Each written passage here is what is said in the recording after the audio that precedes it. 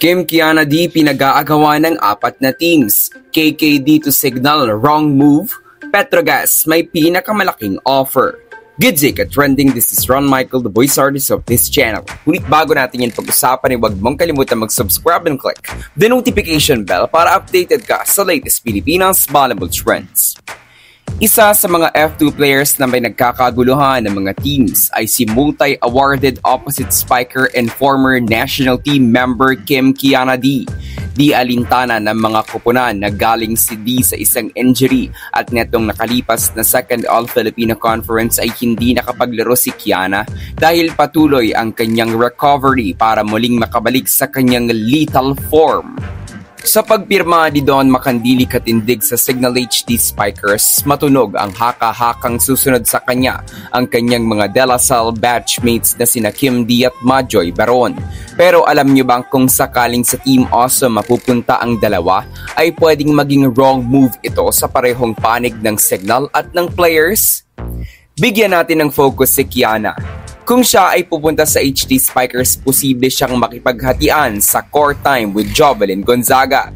Malaki kasi ang ambag ni Jovi sa loob. Yung tapang, mga pamatay sunog na atake at lalong-lalo na yung kanyang malaliberong depensa.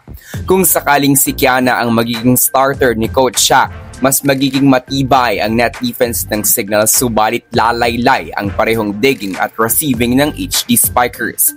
Magiging magkatabi kasi sa rotation sila Gandler at D, at percentage-wise mababa at masasabi natin hindi gaanong consistent ang floor defense ni Vanny. So hindi siya yung tipo ng maaasahang cocoveran si D, lalo na sa service reception. Bukod pa dyan, masyadong lalaki ang gastos ng HD Spikers dahil magiging 3 na ang kanilang opposite spikers na lahat ay potential starters dahil wag nating isantabi ang talento ni Chinchin Basas. Kaya naman ang tanong, bakit kukunin ng Signal ang isang Kim D kung mayroon silang Chinchin at Jovelyn? Kaya naman yung akala ng mga taong mas magpapalakas sa Signal dahil sa pagpunta ni Kim D sa HD Spikers ang posibleng magpatanggal sa Team Awesome sa podium. Ika nga nila, hindi lahat ng kumikinang ay ginto. Ang inaakalang magpapalakas sa team ang posibleng magpasadlak sa kanila sa ilalim. Subalit lahat ng ito ay personal point of view lamang natin. Iniisip lang ng Volleyball Trending PH ang kapakanan ni Kim D at ng Signal HD Spikers. At disclaimer ka trending na hindi natin pinapangunahan ang coaching staff at management ng Signal HD. Gayunpaman, isa pa din ang Signal HD Spikers sa nakikipag-agawan kay Kim D para mapunta si Kiana sa kanilang team. Katunggali ng Signal ang PLDT at NextLed, pero ang pinakamatinik na kalaban ng HD Spikers ay ang Petrogas Angels. Dahil sa pag-alis ni Aiza Maiso Pontilla sa Gas Angels, nabakante ang starting opposite hitter position ng team, kaya naman malaki ang inilalatag na offer ng Petrogas kay Kim D. Ang offered monthly salary ng Petro ang masasabi nating pinakamalaki sa lahat ng kuponang nakikipag-agawan kay Kiana.